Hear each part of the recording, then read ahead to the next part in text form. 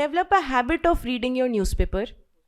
Develop a habit of reading so that you can read fast and just be aware of what is going on around you. एक curiosity होनी चाहिए मन के अंदर कि अभी यहाँ पे ये हो रहा है, अभी इंडिया में ऐसा चल रहा है, अभी बॉर्डर्स पे ऐसा चल रहा है, so that you are continuously in touch. So when you finally start your preparation full fledgedly, it will be very easy for you because you already in touch with current affairs. आपको newspaper पढ़ने की already आदत है, तो फिर आपको तब दिक्कत नहीं होगी. तो I'd say be balanced.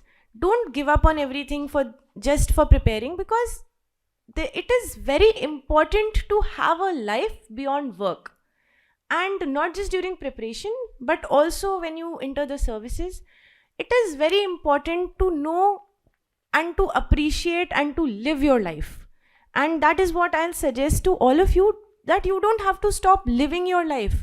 A lot of people come to me and ask me that ऐसे आप तो पढ़ाई के साथ साथ ये भी कर रहे थे, वो भी कर रहे थे, but you have to understand that पढ़ाई तो चलती रहेगी ना. पढ़ाई तो you're doing with discipline and dedication, but you don't have to stop living your life for that. इस एग्ज़ाम में सबसे ज़्यादा ज़रूरी है एक पर्सपेक्टिव डेवलप करना, एक ऐसा एटीट्यूड डेवलप करना कि आपसे जो भी सवाल पूछें आप तुरंत उसका जवाब दे पाएँ, कि आपको उसके बारे में पता हो और आपने मन ही मन अपने दिमाग में उसका एनालिसिस किया हो कि आप उसके प्रो पॉइंट्स कॉन पॉइंट्स सब बता पाएँ. तो डेफिनेटली सेल्फ स्टडी के साथ मुश्किल ये है कि आपकी कंसिस्टेंसी नहीं आ पाती, आपका मन लगना बंद हो जाता है. अगर मैं अपने बारे में कहूँ तो मुझे तो हर 4 दिन पे लगता था कि अब ये छोड़ देना चाहिए, तैयारी बहुत हो गया. तो ऐसा सबके साथ होता है, ऐसा सबको लगता है. जो भी सीरियसली पढ़ाई कर रहा है उसके साथ इस एग्ज़ाम में ये फेजेस आएंगे ही. और मैं ये बात सिर्फ अपने पर्सनल एक्सपीरियंस से नहीं कह रही हूँ, मेरे जितने भी फ्रेंड्स हैं, जितने भी कलीग्स हैं, जितने भी टॉपर्स हैं, ये बात मुझे लगता है सब लोग कहेंगे कि सब ने किसी ना किसी टाइम पे ये चीज़ फेस की है, ये मन नहीं लगना, लैक ऑफ कंसिस्टेंसी. पर यहीं पे मैंने जो आपको बोला कि आप कोई ना कोई डिसिप्लिन का फैक्टर अपने साथ रखिए. अगर आपको टेस्ट सीरीज़ ज्वाइन करनी है तो आप एक टाइम टेबल बनाइए और उस हिसाब से पढ़िए कि आप टाइम टू टाइम टेस्ट लिख पाएँ.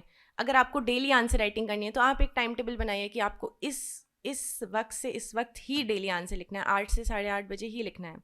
तो आप अपने ही रूटीन में कुछ ऐसी चीज़ें लाइए. जैसे मैं रोज़ ऑनलाइन MCQs सॉल्व करती थी, तो ये सब चीज़ें अगर आपके डेली रूटीन में होंगी तो आपकी प्रिपरेशन थोड़ी इंटरेस्टिंग बनेगी और आप लुक फॉरवर्ड करोगे कि सैटरडेज़ को टेस्ट दे के देखते हैं कैसा हुआ.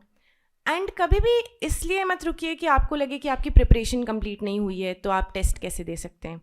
आपकी प्रिपरेशन कंप्लीट तो फाइनल एग्ज़ाम के दिन तक भी नहीं होगी, तो उस दिन का इंतज़ार मत करिए. एक मेरे फ्रेंड थे, उन्होंने कई बार 2 बार मेंस लिखा, लेकिन दोनों बार वो मेन स्टेज तक पहुंच जा रहे थे लेकिन उनका मेंस नहीं क्लियर हो रहा था. तो फिर मैंने एक बार उनसे पूछा कि आप क्या गड़बड़ हो रही है, मतलब मैं I was preparing at that time, तो मुझे लगा इनके मिस्टेक्स से maybe I can learn. तो गड़बड़ ये हो रही थी कि उनको कॉन्फिडेंस ही नहीं आ रहा था आंसर राइटिंग स्टार्ट करने का, और वो मेंस एग्ज़ाम लिखते जा रहे थे. तो ऐसा नहीं होना चाहिए कि आपकी फियर की वजह से आप पैरालाइज हो जाएं और आप सबसे इम्पॉर्टेंट चीज़ ही नहीं कर पाएँ. तो आप अपनी प्रिपरेशन को खुद से इंटरेस्टिंग बनाइए, उसमें टाइम रखिए. हर कुछ दिन पे आप अपने लिए सेल्फ क्रिएटेड चैलेंजेस रखिए और एक अपने आप को ऐसे ठान लीजिए बस कि करना तो है ही, अब किसी भी तरह करना है, भले एक दिन 6 घंटे पढ़ के करना है, एक दिन 10 घंटे पढ़ के करना है, लेकिन करना तो है ही. तो कोई ना कोई तरीका निकालना पड़ेगा उस कंसिस्टेंसी को मेंटेन करने के लिए जो कि आपको सूट करे और जिसे आप लुक फॉरवर्ड करें, जो कि आप इंटरेस्टिंग तरीके से कर पाएँ.